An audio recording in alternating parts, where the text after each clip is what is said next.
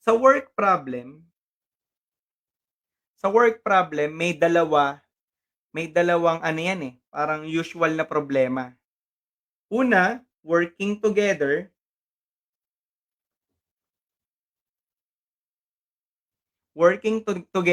tsaka isang working alone, okey? Dalawa yung possible question sa civil service exam dito. Isang working together, isang working alone, okey? Sa working together, ang formula natin is product over sum,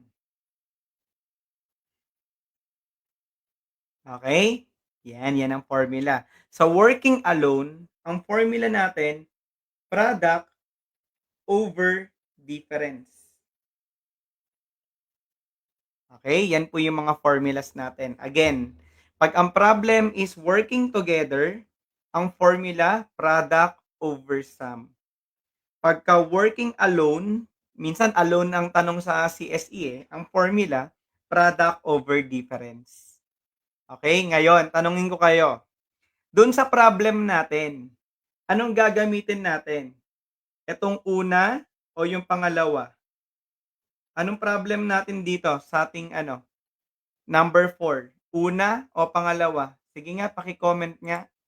Una o pangalawa? Anong formula natin? Anong formula? Una o pangalawa? Patingin nga. Yan. Una, sabi ni Ma'am Jasmine. Una po, coach, sabi ni RJ. Una, sabi ni alright, naintindihan, no? Kung babasahin niyo yung problem, nakalagay naman diyan, how long would it take them if they work together, 'no? Together, ibig sabihin dalawa silang nagtrabaho. So, ang gagamitin natin yung product over sum, okay? Sa civil service minsan alone ang ginagamit.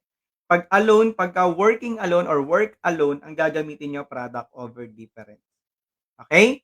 Oh, but since dito sa problem ni Prof. D ang nakalagay work together, ang gagamitin natin product over sum. Okay, o paano 'yun? Try natin. Product over sum. Nino, nung kanilang rate, ano ba yung mga given diyan? 4 at saka 8, tama? Again, product over sum. So, that is 8 times 4, product 8 times 4 over sum, plus 'yun, sum, plus 8 plus 4. Okay? O solve natin. 8 times 4, 32. 8 plus 4, 12. Okay? So ngayon i-lowest term natin. 'Pag ni-lowest term niyo po 'yan, idi-divide niyo 'yan by puwede siyang i-divide by 4, tama? Puwede siyang i-divide by 4. So, 32 divided by 4, we have 8 over 12 divided by 4, 3. Okay? Ngayon yung 8/3 naka-improper fraction. So gawin nating mix fraction.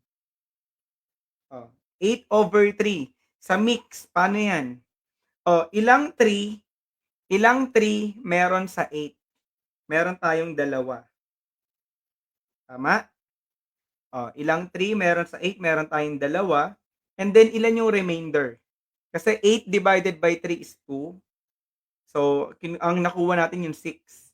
So, ang remainder natin merong naiwan na 2/3, tama? 'Di ba, 8/3, same lang po 'yan ni 2 2/3. Okay, kung nalilito po kayo puwede niyong i-divide. Pakita ko lang yung division para alam nung iba. So, 8 divided by 3, so 8 divided by 3, 2. 2 times 3, 6. Ima-minus po natin 'yan. 8 minus 6, 2. So, ibig sabihin meron tayong 2 na whole number, tapos meron tayong remainder 2/3. Okay, kaya meron po tayong 2 and 2/3. Okay? Ngayon, yung 2 and 2/3 na sagot natin, yung 2 po dito, ito na yung hours. So, we have 2 hours, 2 hours. Tama? Ang nawawala na lang yung minutes. Yung minutes na lang po ang nawawala. Kasi dito wala tignan niyo yung choices. Sa choices wala po kayong makikitang 2 and 2/3. Ang meron naka 2 hours and ilang minutes. So, ang gagawin natin, yung 2 hours, eto na yon. Ang nawawala yung minutes. Paano mo kukunin yung minutes? Babalik ka kay 2/3. So, 2/3, ang gagawin niyo para ma-convert niyo yung hours to minutes, imo-multiply niyo po by 60. Okay? Laging gano'n, "Sir, bakit 60? Bakit 60?" Kasi sa isang oras meron tayong 60 minutes. Okay? Kaya siya mino-multiply by 60. So again, 2/3 times 60, so try natin.